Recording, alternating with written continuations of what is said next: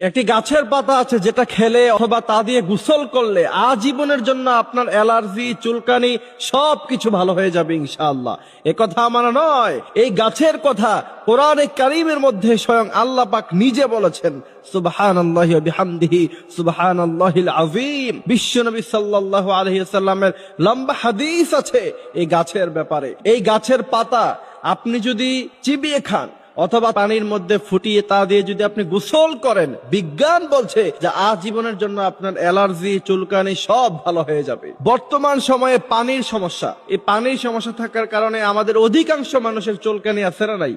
মানুষের সামনে আপনি যখন কথা বলেন দেখা গেছে যে আপনার শরীরের এই জায়গা চুলকান, ওই জায়গা চুলকান, দেখতে খুব বাজে লাগে, জিনিসটা সুন্দর লাগে না। কিন্তু আপনি যদি এই গাছের পাতা খান অথবা তা দিয়ে গোসল করেন, আপনার আজীবনের জন্য কিন্তু অ্যালার্জি, চুলকানি ভালো হয়ে যাবে। কারণ কোরআনে কারীমে আল্লাহ সুবহানাহু ওয়া তাআলা হাযা তিবয়ানান লিকুল্লি শাই সবকিছু বর্ণনা করছে। এবং এই কোরআনে আল্লাহ পাক অনেক শেফা, ওষুধ, অনেক মেডিসিনের কথা আল্লাহ পাক কোরআনে কারীমে বর্ণনা করছেন। সেই গাছের কথা আল্লাহ পাক বলছেন ইনদা সিদরাতিল মুনতাহা ইনদাহা জান্নাতিল মাওয়া।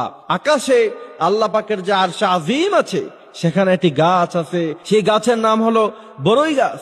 সেই বরই গাছের কথা স্বয়ং নবী করিম সাল্লাল্লাহু আলাইহি ওয়াসাল্লাম তিনি বলছেন, এই বরই পাতা দিয়ে মৃত মানুষ যখন মারা যাবে তখন পানির মধ্যে সেটা দিয়ে ফুটিয়ে তারপরে তোমরা মানুষকে গোসল করাবা। গবেষকরা গবেষণা করলো যে পৃথিবীতে এত দামি দামি সাবান থাকতে পয়জন নষ্ট করতে পারে, এত দামি দামি মেডিসিন আছে আমাদের কাছে, কিন্তু মুসলমানরা যখন মারা যায় তখন এরা বরই পাতা দিয়ে গরম পানি ফুটিয়ে তারপরে গোসল করায়। তার কারণ কি? রিসার্চ করে এরা দেখেছে বরই পাতা যখন গরম পানির মধ্যে দেয়া হয় অথবা পানির মধ্যখানে বরই পাতা দিয়ে যখন তা ফুটানো হয়, ওই সময় বরই পাতা দিয়ে গরম পানি ফুটানোর কারণে তার মধ্য থেকে সমস্ত ব্যাকটেরিয়া, পলিউশন, ময়লা যা আছে সব দূর হয়ে যায় আর সেই পানিটা পরিষ্কার হয়ে যায়। এমন ভাবে পরিষ্কার হয়, ফিল্টারিং করলে সেখান থেকে যেমন ময়লা পরিষ্কার হয়, এর চাইতে আরো ভালোভাবে পানির ভিতর থেকে ময়লা দূর হয়ে যায়, পানিটা পরিষ্কার হয়ে যায়। বিজ্ঞানরা অবাক হয়েছে,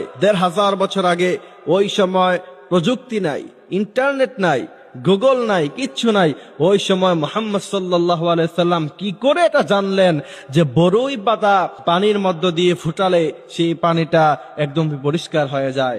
এরা ইসলামের কাছে মাথাকে তারা নত করে দিয়েছে। এই জন্য সেই গাছের পাতা চিবিয়ে সেটা রস খেতে পারেন অথবা তা দিয়ে ফুটিয়ে আপনি যদি গোসল করতে পারেন, তাহলে আপনার শরীরে যেই পলিউশন থাকার কারণে চুলকানি হয় অথবা অ্যালার্জি হয় সেটা কিন্তু ভালো হয়ে যাবে।